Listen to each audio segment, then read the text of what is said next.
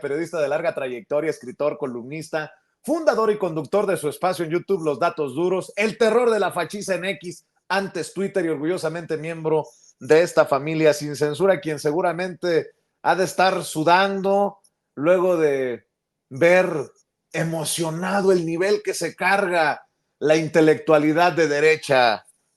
Nótese mi sarcasmo. Mi querido Ricardo Sevilla, ¿cómo estás? Te saludo con mucho gusto.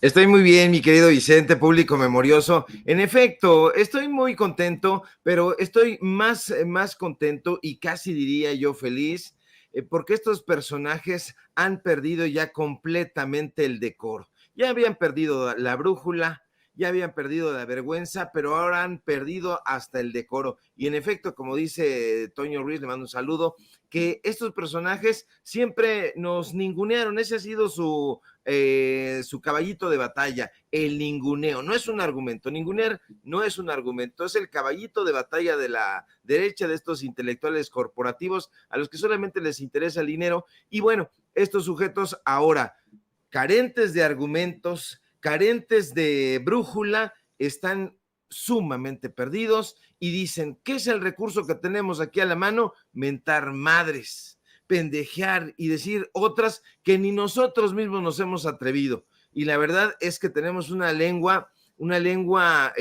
rápida en cuanto a injurias, pero no, nosotros sí tenemos decoro, sí respetamos al público, sí respetamos al pueblo de México, y estos soquetes no, tienen un desprecio enorme que está cargado de racismo, de clasismo, que se han subido unos tabiquitos, que qué barbaridad. Entonces, estoy muy contento porque ya paulatinamente he ido platicando con muchas personas y dicen, yo creí que Krause era otra cosa, yo creí que Aguilar Camín era otra cosa, yo creí que este sujete al que acabamos de ver y escuchar, Carlos Alarraqui, en efecto era un personaje que le entraba a la publicidad y le metí ahí con inteligencia. No es así, nunca ha sido de esa manera, y apenas les quitaron los contratos millonarios de la mesa, se soltaron la greña. Y gacho, se soltaron la greña, la lengua y todo el veneno, mi querido Ricardo Sevilla. Y es que personajes como los Krause extrañan los apapachos neoliberales, muy al estilo de Aguilar Camín y Salinas de Gortari, ¿o no, mi Richard? Sí, los extrañan de una manera desmesurada. Haga de cuenta que se les fue la novia a algún lugar o los dejó y están llorando por todos los rincones, pero llorando a moco tendido, y eso hace que se comporten como, pues, como unos enamorados resentidos, y es el caso de los Krause precisamente. Nosotros hemos exhibido con datos duros, con periodismo de investigación, a esta familia, porque no es solamente Enrique Krause, esto data desde Helen Krause, Moisés Krause, que son los padres de Enrique, y va a aterrizar, digamos, más visiblemente en Enrique Krause Kleinbord, este personero de Octavio Paz, el que le ayudaba a hacer los contratos para la revista Vuelta, y solo les interesa el dinero. Enrique Krause, ahora que está dando la nota la Suprema Corte de Justicia, Norma Piña y todas las atrocidades que se están haciendo en el Poder Judicial, ha salido a defender con uñas y dientes este poder para nosotros sumamente corrupto, y se opone sistemáticamente a la reforma judicial. Pero es un personaje que sabe de cuentos, sabe de poemas, sabe de ficción, y entonces ha querido inocularle a la gente un cuento chino. Habla de la autonomía del Poder Judicial. Esa autonomía no ha existido jamás, esa es la realidad. Jamás ha existido la autonomía del Poder Judicial, por lo menos en este país. Pero a Krause solo le preocupa que la Suprema Corte de Justicia se le vaya de las manos, que ya no haya contratos millonarios, porque la Suprema Corte, el Consejo de la Judicatura han sido muy buenos clientes para las empresas de Krause. La Suprema Corte de Justicia de la Nación, nosotros lo hemos exhibido aquí en Sin Censura, ayer lo recordábamos en la red social de X, ha comprado videos millonarios a la empresa Clio a precios, desde luego, leoninos, y les han vendido, no crea usted, que documentales sobre la democracia, por lo menos la democracia entendida desde el punto de vista del pueblo. No, les han vendido pues una serie de documentales que tienen que ver con Porfirio Díaz. Han lavado la cara o han intentado lavar la cara de Díaz, que ha sido un dictador, eso hay que decirlo también sin que nos tiemble la lengua, y ahí están. Nosotros hemos dado a conocer esa información y es importante que la gente lo tome en cuenta para que en el momento en que escuche a Enrique Krause hablar de democracia, hablar de la defensa y de la autonomía del Poder Judicial, tenga en cuenta esto, que solamente le interesa que no se le vaya a ir esa minita de oro. Ahora, no es el único que ha hecho negocios. Fíjate que en un ratito más vamos a dar a conocer pues otra marca que tiene por ahí Enrique Krause, que se llama El Pueblo Soy Yo. Estamos a punto de hacerlo, estamos preparando ya los últimos toques para subirle a la red social de X, donde estamos desnudando a estos personajes, pero fíjate que esto nace de que ayer alguien, no quiero decir de qué área de letras libres porque los tienen ahí bien vigiladitos, pues nos buscaron y ahí no, en esa revista, en esa empresa, nos dijeron que el hijo menor de Daniel Krause tuvo durante 10 años una empresa que vestía y calzaba a la farándula, más concretamente a la farándula de Televisa, y nos dicen también que el dinero, que el capital que se invirtió en esa empresa pertenecía a Enrique Krause, no a Daniel, el hijo menor de Enrique Krause. Daniel en ese momento tenía 24 años, no tenía lana, nos dicen nuestras fuentes que era un junior que soñaba ser escritor. Nosotros tuvimos la oportunidad en algún momento pues nos encontramos a Daniel Krause y se nos hacía muy extraño, Vicente Público Memorioso,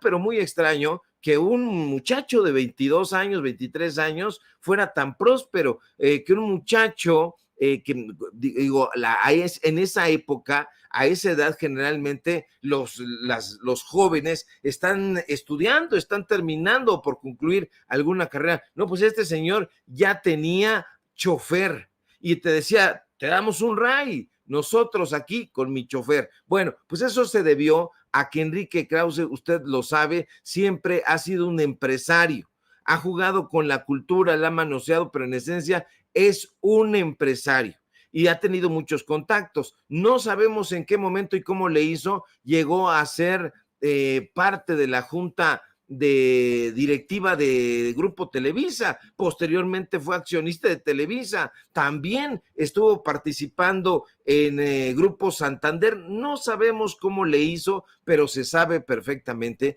que es un personaje al que no le ha temblado la mano para hacer negocios a la sombra del poder político en anteriores gobiernos, por supuesto. Y entonces estos personajes pues han tenido las manos, las garras metidas ahí hasta los codos. Daniel, por cierto, terminó siendo el guionista de la serie Luis Miguel, no parece ser un escritor especialmente destacado, y nosotros buscamos en el Instituto Mexicano de la Propiedad Industrial esta información y dijimos, ¿será cierto lo que nos cuentan? Y pudimos constatar, Vicente, que en efecto Daniel Krause Turrent registró la marca de una empresa de vestuario llamada Isla Danapa, y en el repositorio del Instituto Mexicano de la Propiedad Industrial del INPI, también pudimos observar que efectivamente ese registro duró una década.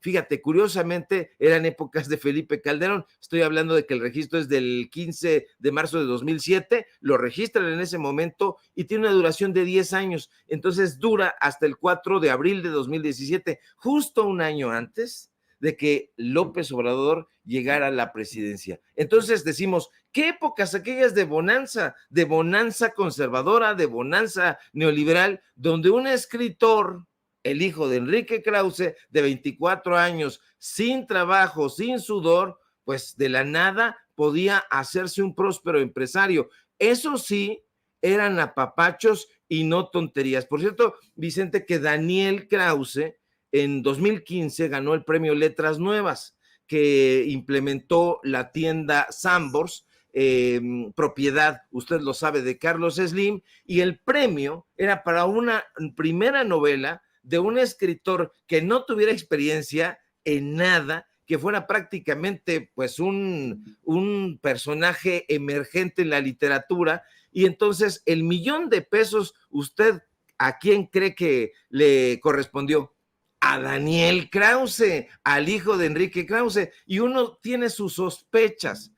Somos suspicaces, Vicente, porque fíjate que el jurado estuvo integrado, entre otros personajes, por Ángeles Mastretta, la esposa de Héctor Aguilar Camín, y también por Francisco Martín Moreno, ese sujeto que pidió que se quemara vivos en el Zócalo a los morenistas, aludiendo a Torquemada. Entonces, esto es precisamente lo que extrañan, este tipo de apapachos, y esos son sus intelectuales, esos son los personajes que están detrás de esta narrativa. Yo los veo muy alicaídos. Ayer creo que ni siquiera lograron activar sus granjas de bots, porque se quedaron pasmados ante la visita de Claudia Sheinbaum al presidente López Obrador, y bueno, pues las cosas se les están poniendo cada vez más complicadas. Por eso está enardecido Carlos Alarraqui, y por eso lo escucha usted despotricando alegremente, bueno, biliosamente. ¿Por qué? Esta es buenísima, esta fotografía que nos pone mi querido David, porque ahora sí que es gracioso, porque es verídico. Están llorando por eso, Vicente, y hay que siempre develar, porque ahí hay gato encerrado, y estos señores están disfrazando con libros ahí. Decía Carlos Monsiváis, lo estaba yo leyendo en Las herencias ocultas, una parte muy interesante en el prólogo de este libro, y se pregunta, y esa pregunta sigue vigente, ¿por qué? ¿Por qué, dice el cronista de la San Simón, allá cerca de Portales, por qué una nación y sus grupos culturales dejan en penumbras lo escrito en momentos tensos y trágicos, o conformistas o sumisos? Y yo creo que la pregunta es pertinente porque, en efecto, estos grupos culturales se obstinan en querer dejar en penumbras pues una obra, un pensamiento, y eso era lo que hacían.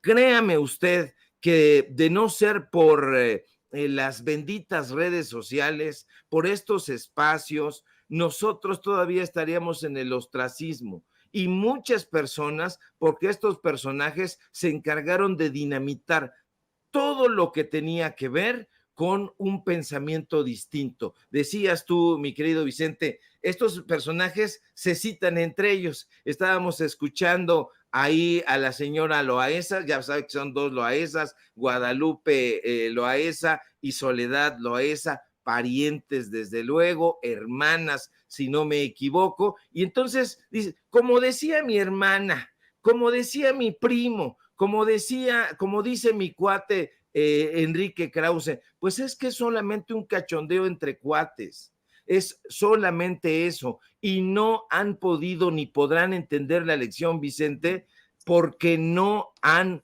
dado cabida a una discusión con personajes que piensen distinto a ellos. Así que yo eso lo dejo ahí, porque va a seguir de qué hablando, va a dar mucho de qué hablar, va a escuchar desgarrándose las vestiduras a los últimos chayoteros, porque acuérdense que la Suprema Corte de Justicia de la Nación es un bastión de chayoteros. Estos personajes están pidiéndole a sus cuates que les ayuden a la defensa de la autonomía del Poder Judicial, así que vamos a ver, van a defender con uñas y dientes esos pequeños espacios donde todavía hay chayote.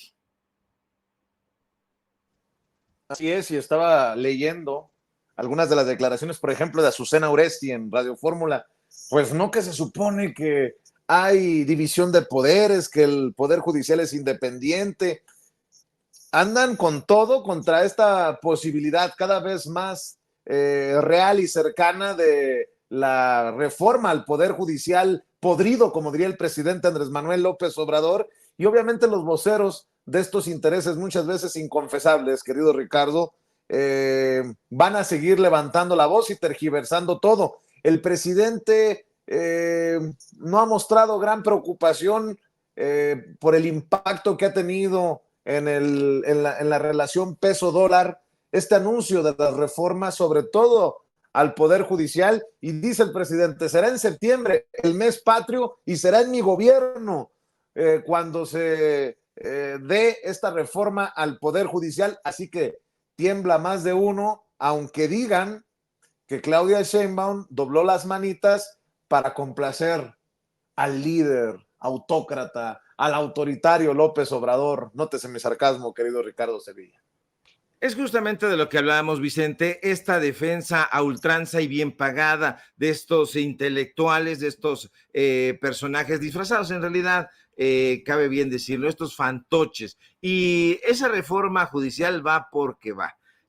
Hay que hacer la génesis de todo esto, no es una imposición. Claudia Sheinbaum no quiso complacer al líder, como le dicen estos personajes denostadores profesionales. No, no, no, no. Aquí se trata siempre de acuerdos y ellos lo saben muy bien. Acuerdos políticos. Ayer el presidente López Obrador invita a comer a Claudia Sheinbaum a Palacio Nacional. Sheinbaum, que ya no es solamente Sheinbaum, sino que ya están acortando su nombre porque la gente ha comenzado a llamarla más cariñosamente, más cercanamente, más empáticamente Claudia, pues es la virtual presidenta electa de México. Entonces ella no va a imponer ni a dejar que le impongan nada, va a negociar, porque la política es de negociación, es de acuerdos.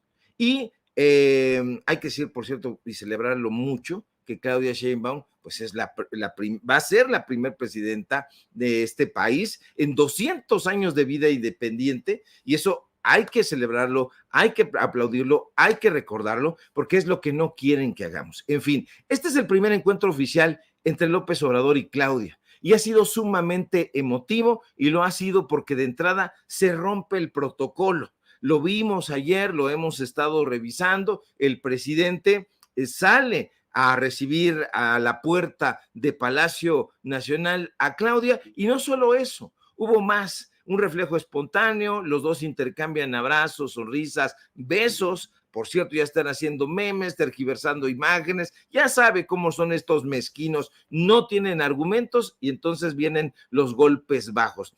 Ambos fundidos en ese abrazo, se ven, entran así, caminando juntos y se internan a Palacio Nacional, les fue muy bien, los trascendidos informan que hablaron de lo que se tenía que hablar.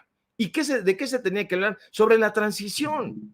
Una transición que, por cierto, va a ser muy tersa y sin los tirones que implicaba en el pasado, porque acuérdese usted que los presidentes que estaban no se querían ir, y si se iban, entonces venía lo que se conoce como el año Hidalgo. Este no va a ser el caso, no va a haber año Hidalgo, nadie se va a chingar el dinero, perdóneme que le hable así, pero esa es la cosa. El año Hidalgo le decía, chifle a su Mauser el que deje algo. Bueno, no va a haber, qué fortuna para el país. Ahora, se sabe que también en la reunión, Vicente, hablaron sobre este tema importantísimo, la reforma al Poder Judicial.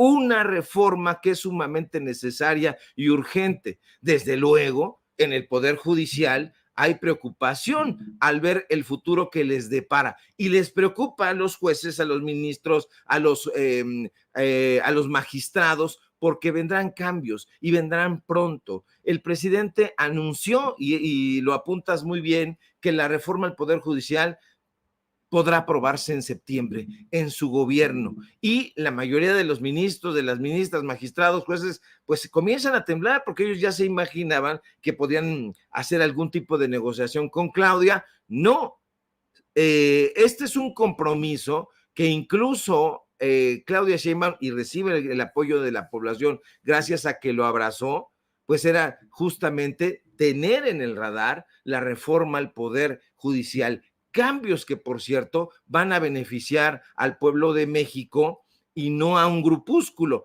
A ellos los va a perjudicar en lo personal, única y exclusivamente en lo personal. ¿Por qué? Pues porque los magistrados tienen cualquier cantidad de prerrogativas de las que quieren seguir mamando. Entonces, estos recursos millonarios que a lo largo de sexenios de impunidades han obtenido, los van a seguir defendiendo con uñas y dientes y hasta el último momento. Aquí en este mismo espacio, usted lo ha visto, hemos documentado con datos duros, con periodismo de investigación, la ofensiva cantidad de prestaciones que tienen en el Poder Judicial. Y el Poder Judicial, hay que decirlo, porque mucha gente no conoce la génesis del Poder Judicial y hay que subrayárselo. El Poder Judicial no fue creado para eso, para enriquecer a un puñado de jueces. No, el Poder Judicial fue creado para que el Estado no pudiera ejercer un poder sin límites sobre los individuos, sobre su población. Y esto tiene que ver con lo que no estudian ellos, con los pensadores. Estoy pensando ahora en John Locke en Inglaterra, en el barón de Montesquieu en Francia. Estamos hablando de los siglos XVII y XVIII. Y entonces ellos ya habían advertido la necesidad de fraccionar el poder político para limitarlo y evitar su abuso, por lo que comenzaron a promover esta idea de que el poder no debía concentrarse en una sola persona. Entonces, ¿qué sucede? Para fortalecer a una nación, pues ellos proponen que existan diversos órganos del Estado que tengan funciones distintas, unos que elaboren las leyes, otros que las apliquen y unos terceros que resuelvan los conflictos derivados de esa aplicación. Y por eso, siguiendo esa inspiración, se pensó aquí en México que era necesario establecer un poder independiente que pudiera defender auténticamente al pueblo. No ha sucedido. Lamentablemente, el Poder Judicial que emana de esa inspiración no ha defendido al pueblo de México, y entonces esto suena muy bien en la teoría, pero en la práctica no es cierto. Usted lo sabe perfectamente. Estos personajes trabajan. ¿A qué me refiero? A los ministros, a los magistrados, han sido empleados de los potentados e incluso han sido empleados de los criminales, porque los ponen en la calle, a asesinos, a narcotraficantes, usted lo sabe también, han trabajado para los delincuentes de cuello blanco como Ricardo Salinas Pliego, evasor de impuestos, es eso sin mencionar toda la lana que se meten, los sueldos superiores al del presidente López Obrador, los aguinaldos exagerados, las primas vacacionales, el fondo, incluso si quieren comer, pues un fondito, hay una lanita extra para que puedan comer en restaurantes, pero no cree usted que en restaurantes simplones, en una fondita, ¿no? En restaurantes de lujos, comedores especiales, presupuestos millonarios para contratar a personal, este no me cayó bien, este tampoco, este sí, vehículos blindados, en fin, toda esa clase de excesos son justamente los que tienen en la mira al Poder Judicial. Tiene que existir, Vicente, público memorioso, una reforma a este poder y es urgente y qué bueno, ojalá que en efecto se apruebe en septiembre antes del que se vaya el presidente López Obrador. Y la del Poder Judicial es solamente una de las reformas que tenemos que discutir. Otra que va a estar pesadita es la de la reforma electoral. Por cierto, Gerardo Fernández Noroña le puso una tunda a aquellos que en el INE, algunas, siguen defendiendo los intereses estilo Lorenzo Córdoba, Ciro Murayama, Edmundo Jacobo. Vea y escuche. Se dice una actitud autoritaria de nosotros, pues si nosotros no somos la autoridad electoral ni en la Ciudad de México ni en el nivel nacional. Ahora sí que alguien me explique. Y veo que algunos consejeros que no les gustan mis términos, no se les mueve una ceja de que esté diciendo la representación del PRD una talante autoritario, fraude a la ley, fraude a la voluntad popular. De Jalisco no han dicho ni pío, donde hubo por decirlo suave, un manejo desaseado de la paquetería electoral, por decirlo suave. Y eso, pero miren qué tranquilos. Pero y además ya ni siquiera se da cuenta la representación de Acción Nacional de la majadería. Hemos pasado del INE no se toca a no hagan eso. Ya los estamos viendo, ya los van a acusar también de tentación autoritaria cuando den a conocer cómo quedó la representación proporcional, porque claro que alcanzamos los 2/3. Y nosotros no hemos cambiado nuestro punto de vista, seguimos exigiéndole a los consejeros que no ganen más que el presidente y que se apliquen a las políticas de austeridad y que se hagan los cambios que se tienen que hacer. Aquí se dijo por la mañana que queremos desaparecer al INE. Cuando cambió de IFE a INE, nadie dijo que desaparecieron al órgano electoral. Nadie dijo eso. Pero no lo queramos cambiar a INEC, porque entonces queremos desaparecer. No querramos una reforma al Poder Judicial porque queremos desaparecer al Poder Judicial. Si Claudia Sheinbaum Pardo tendrá 2/3 en el Senado y puede decidir los ministros de la Corte que le tocan en su sexenio, y no queremos eso. No queremos el control de la Corte, lo que queremos es que haya justicia.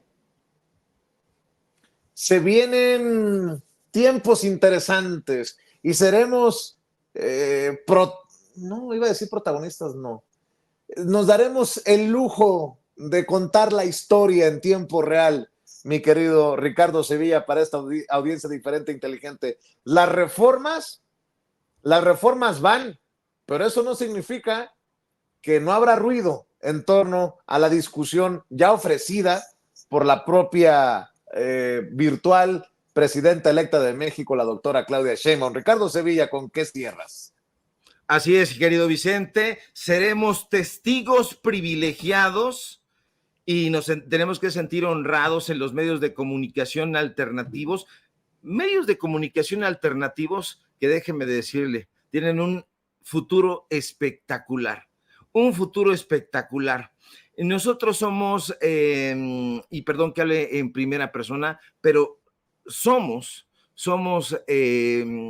un grupo de periodistas que estamos dejando huella, estamos abriendo brecha para que vengan. Ya están llegando nuevas generaciones de comunicadores, de periodistas, de analistas, de investigadores, y eso hay que congratularnos de haberlo hecho, porque así como quien puso los cimientos de la democracia en este país, y uno de esos personajes ha sido nada más ni nada menos que el propio presidente López Obrador, que ya está en la recta final de su mandato, así también habemos periodistas que hemos estado abonando para que la discusión, para que el periodismo salga de esos estudios aparatosos y mohosos que tienen en la derecha, para que usted no crea que estos imbéciles, así con artículo, despectivamente, el Alasraqui, el Pedro Ferriz, el Fernando Belaunzarán y todos estos oquetes y porros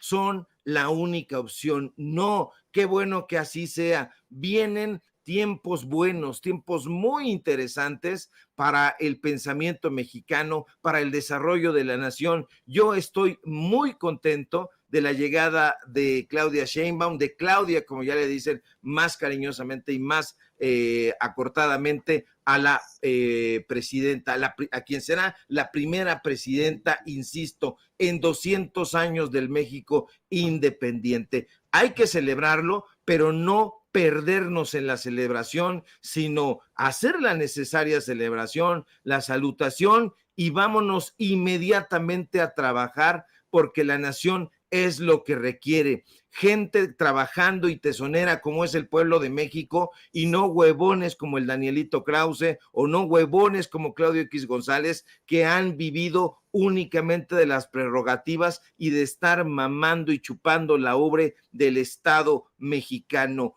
No volverán, no regresarán, y esos personajes están perdidos. Así como vio usted a las oficinas del PRD, que ya se están llevando hasta el papel del baño, se están llevando las pantallas, los floreros, y están desvalijando. Así va a ver usted al PRI próximamente. Y créame, se lo digo no porque sea un agorero, sino simple y sencillamente porque es la voluntad que se ve que hay en el pueblo de México. Aquí, así que no son tiempos recios, como dice el peruano españolizado Mario Vargas Llosa, son tiempos felices, tiempos de crecimiento y tiempos donde tenemos que seguir aportando a la nación mexicana. Así que vamos a seguir chambeándole con singular alegría, mi querido Vicente. Pues cerremos como siempre invitando a esta audiencia diferente e inteligente para que te busquen redes y para que te apoyen tus espacios en tus trincheras independientes, mi querido Ricardo.